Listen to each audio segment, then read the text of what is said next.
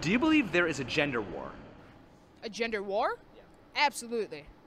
Feminism is killing this country. Agreed. Can you be more specific? Feminism has taught us to hate men and to fear men because capital profits off of my fear as a woman. If I'm afraid... Absolutely, and not only does capital, not only does the state benefit from women fearing men, it also benefits from the break of the nuclear family as well. Of men, they can make a profit off of that. There's a gender war because men are the underdogs right now. Men are the ones being told you're feared, you're wrong, everything you do is wrong, go make money, don't show emotion, B. Agreed. This don't show emotion crap is actually not something that's wrong. It's something that would be wrong for a woman to believe, but it's not wrong for a man to believe that. Don't show emotion is actually a very important aspect of masculinity, in my opinion. The only time you should ever show emotion or weakness is to your close personal friends. Otherwise, in public, that is not the place for airing of your problems. That is not the place for showing your weakness. In public, you are strong, you are confident, you are dominant, you are everything that a man must be. And if you have your reservations about, you know, some things going on in your life, if you're scared, if you have fears, worries, sure, you can have them, but they are not for the public's eye. All right, let's continue. Women are making a rise to the top. We've over-feminized so much and included women so much, which is great, but we don't have to tear men down to include women. That's exactly right. I agree entirely. And it's a huge problem to tear men down to promote women. And in fact, that happens in basically every conceivable field. That exact thing. All right, let's continue. So why is there so much talk about male privilege? Because for a long time there was male privilege, and now the script is flipped. Now women are the ones with privilege, but no one's ready to hear that. No, women always had privilege. But men no longer have any. Women have always had privilege for existing. So, if a woman is pretty, at any point in human civilization, she has privilege.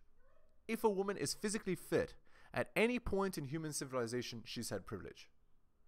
So, to say that women were never privileged is ridiculous.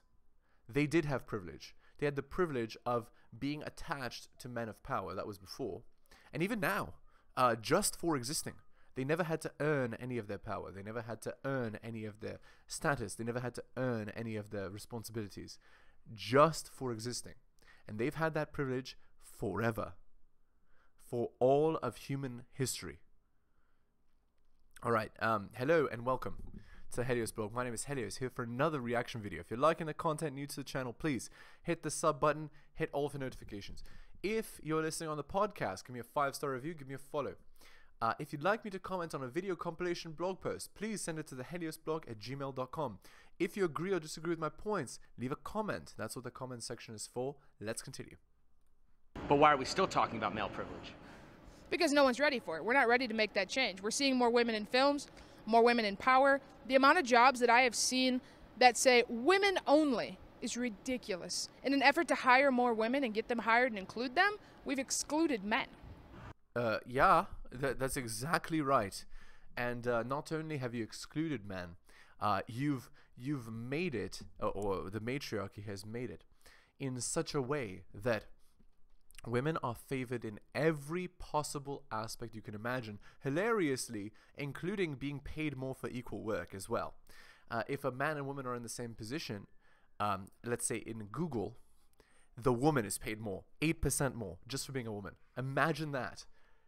And but they still complain that there's male privilege and that there's a wage gap. It's just utterly ridiculous.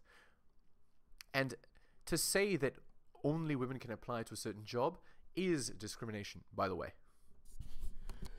All right, let's continue. Who is more likely to be told what they want to hear, men or women? Maybe us.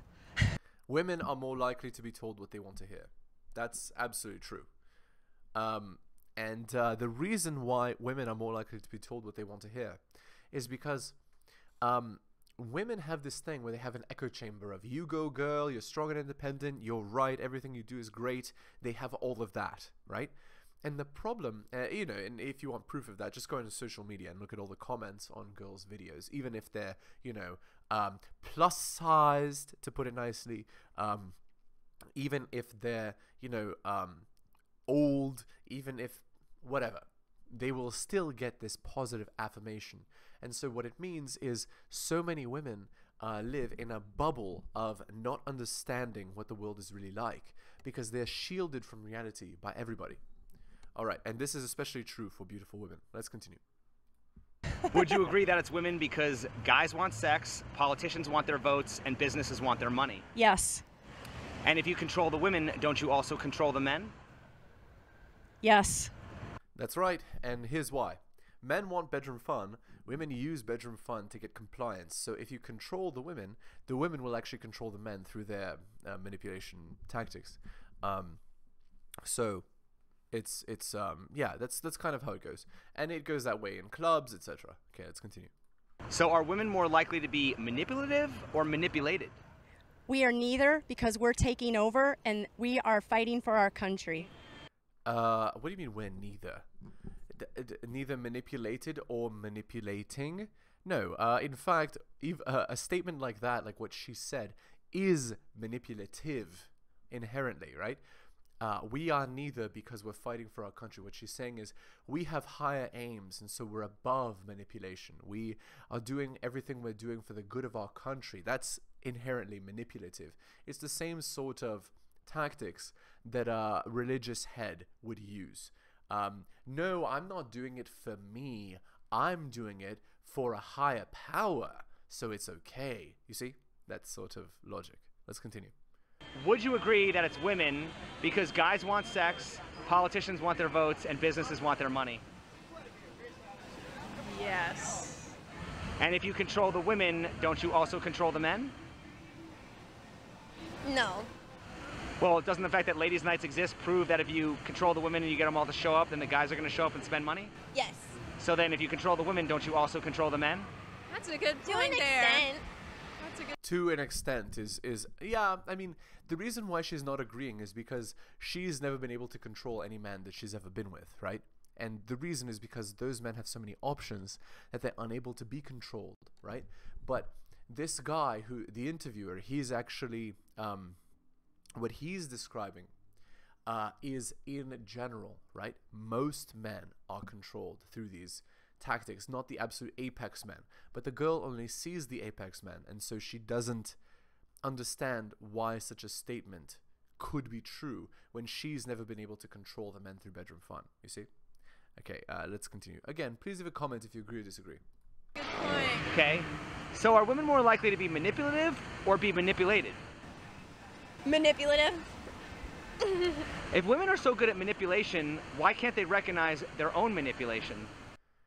Well, again, it's because women are dissimulative by nature, which is manipulative by nature. They do it without even knowing that they're doing it, because it's been biologically ingrained in them to manipulate in order to get their, sexual strategy fulfilled, etc. Right? Basically, in the past, women that were less manipulative were less successful biologically, and so over time, through natural selection, women that were more manipulative were successful. Just like men who are stronger, taller, etc., they reproduced more frequently. So it's the same exact mechanism. It's just operating in two different ways for men and women, right? Men's physical nature got weaponized, so to speak, and women's emotional, manipulative nature got weaponized, so to speak, through natural selection, effectively. Again, please leave a comment if you agree or disagree. Let's continue. Oh, we can. Yeah, we definitely can. know. We definitely know. Yeah, they both know and not know at the same time. Like, there are times when the woman knows exactly what she's doing, and she's doing it on purpose, and there are times when she doesn't think that she's manipulating, but she's actually manipulating. Until you point it out, and then she's aware of what she's actually doing. Both exist simultaneously. Just like anybody can in their mind think that they're being manipulative and manipulate to an extent, right? But the difference between men and women's manipulation is far greater. Like the chasm between manipulation ability is far different, is what I'm getting at. Let's continue. If women are so good at manipulation, why can't they recognize their own manipulation? We know when we're manipulating. What are your thoughts Most on of the the time, following yeah. conspiracy theory? That the women's movement was designed to trick women to enter the workforce in order to pay income tax. I would say that's yes. That's my personally, I do believe that that is true. I believe that the reason why the womanist movement even exists is because the point of it was to split up the nuclear family. And the point of splitting up the nuclear family was so that more people will be paying taxes. There will be more houses that people are living in. There's more spending that happens if there's multiple households that children are living in. Food needs to be bought twice. All the amenities need to be bought twice. All the gas, electricity, water bill needs to be paid twice. Need to be 2 cars instead of 1, etc. You see, for every family. So if you encourage divorces, that's my opinion of why. So in womanism, basically through the encouragement of female empowerment and the creation of a gynocentric society where women are sharing the top 10% of men and, alpha widowing themselves, unable to pay a bond, and then leading to divorces after they've married a useful idiot, that all leads to more taxes being harvested by the government. It's all connected, in my opinion. Like, again, you can leave a comment if you agree or disagree. I think that would be the reason why you would allow your country to hold such a devastating religion. The reason is because you make a lot of money off it, and the country doesn't care about its sharp decline because its politicians, they have such a short window of rule that all they see is the money coming in the moment. They're not thinking about 60 to 80 to 100 years down the line what the effect of womanism is. They see in 10 years we're going to make $10 trillion off of womanism, so we'll keep it. Whereas in 100 years your country will explode. But that's not important because you don't live 100 years as a politician. You live 4 to 8. You see?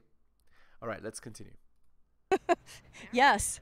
The government is manipulating everybody. It comes from all different angles. So it comes from men judging men judging women, women judging men, women judging women as well. So are women more likely to be manipulative or be manipulated? Manipulated.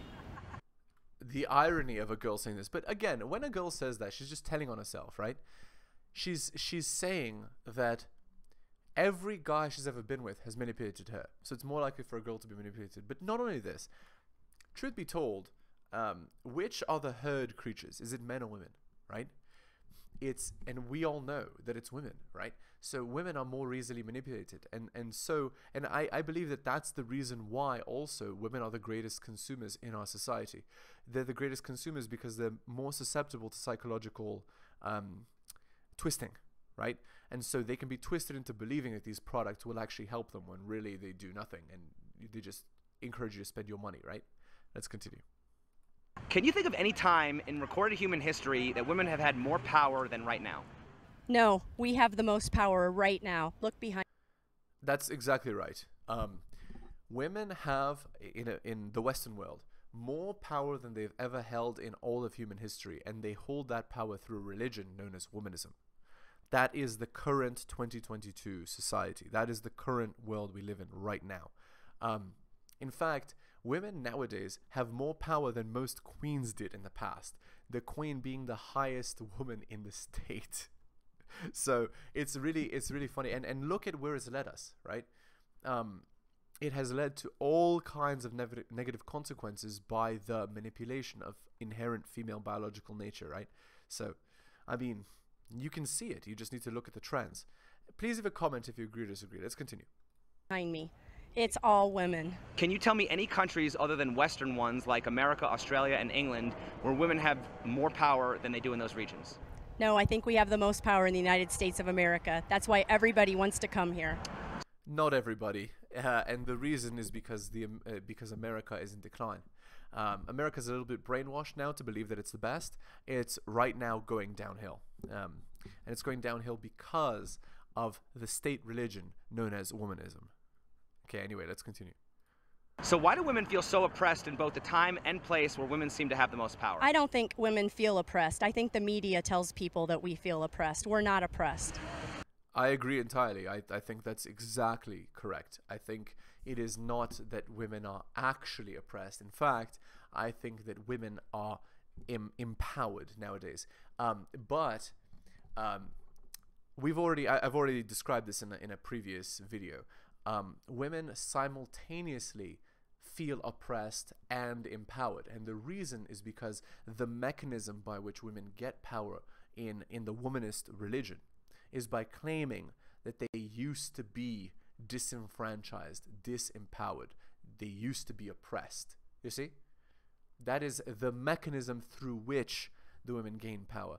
They feel outraged that they used to be disenfranchised, and they take out that outrage as becoming strong and independent, gaining power, and using that power to manipulate society in order to achieve their ultimate end, which is unchained hypergamy, which is I want the top 10% man to commit to me and have my children. But if they're not able to do that, then they want the child of that man and to have a useful idiot to marry them and to pay for that, the child of another man. That's basically what it amounts to. You see, it's all connected. All right, let's continue. So why do women feel so oppressed in both the time and places where women seem to have the most power? Because I feel Still not equal. we're No, that's right. You are not equal. That's exactly right. You are super equal. You are superior. In the modern society, you are not equal. And especially being a young, beautiful woman, 18 to 23, in 2022, modern Western culture, you are the literal highest status, highest power individual you can get. You get paid just for existing. You get attention just for existing. You get free flights just for existing. You get free dinners just for existing. No other human being in human history, no other group has ever been as privileged as modern 2022 18 to 23-year-old women in the West. No other woman in history. Even Cleopatra. Okay? Let's continue. we're getting up there, but we're not equal yet, and I think that's fine. How will we know when we've achieved equality? When women are paid the same as men for what? They're actually not paid the same. They're paid more usually for working exactly the same job. Look at Google. Look at Google's payment statistics for women and men working the same position, and tell me that there is equal pay for equal work. No, women are actually paid more. Should they attain the same level of achievement as a man? One, I feel like if we're doing the same job, why am I getting paid less? You're not. I mean, when we're at a place where male politicians aren't making choices over our bodies, when they have no... I mean, aren't there female politicians making choices over female bodies as well? 100%, there is. And there's, but... So why blame men then? Because if you look at the big picture on like the Supreme Court, what was the vote? And it's not blaming men, it's just blaming the government. Yeah. Well, no, I know that, but I'm saying, like, are you aware that, you know, the Supreme Court during the original Roe versus Wade decision was all white men, and now it's actually more of a diverse court? Yes. So wouldn't it make more sense to not necessarily blame men, but just kind of just blame those individuals? I don't know about saying men are the issue and men are the worst, because that's unfair, and there is females that are making these decisions as well. But I think we need feminism in order to move forward, because we need to be united as well, because there are men that are making some of the... Right, so it's exactly what I said. Again, notice how if you listen to them talk, if you hear them talk, if you listen for long enough, you'll hear the exact same talking points between basically 99.95% of women.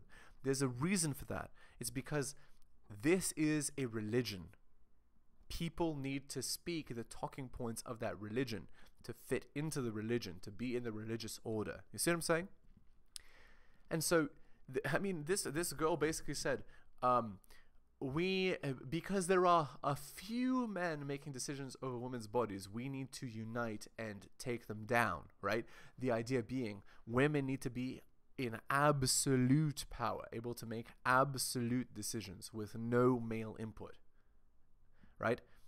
As if males' decisions over women's bodies are not relevant or important, right? Because again, in order to have children, in order to have a society, you need men and women. You don't just need women, right? You don't just need female choice. You need male and female choice together, right?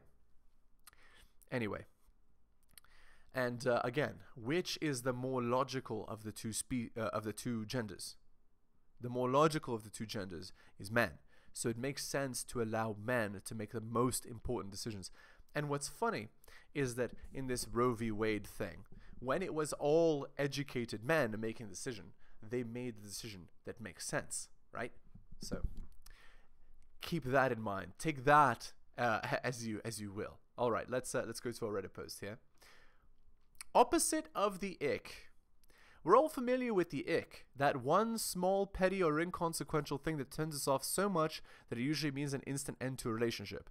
And she's not being clear here. The ick is the end of the beginnings of a relationship, because if a girl has an ick, she's never going to enter into a relationship with a guy. And the ick is also known as the light switch effect. So the light switch effect is something can happen in a relationship, and once it happens, bam, the attraction is turned off. And usually that situation, when that situation happens, is when the man has ceded or has given up his masculine and feminine polarity. He's given up his masculine polarity and control of the relationship by extension. And that causes a disgust response in women that ends the relationship. You cannot have a relationship without a man and a woman, without clear, defined gender roles, and without those roles being promoted in the relationship. Sometimes it's inexplicable as to why it even matters, but nevertheless it does. Well, yeah, that's because it's not a taught thing. It's an ingrained, inbuilt thing. Women are attracted to masculinity, and once the man that they're with has ceded his masculinity, has demonstrated that he's not an alpha male in her eyes, then her body is programmed biologically to go against that and to find an actual strong man to have children with.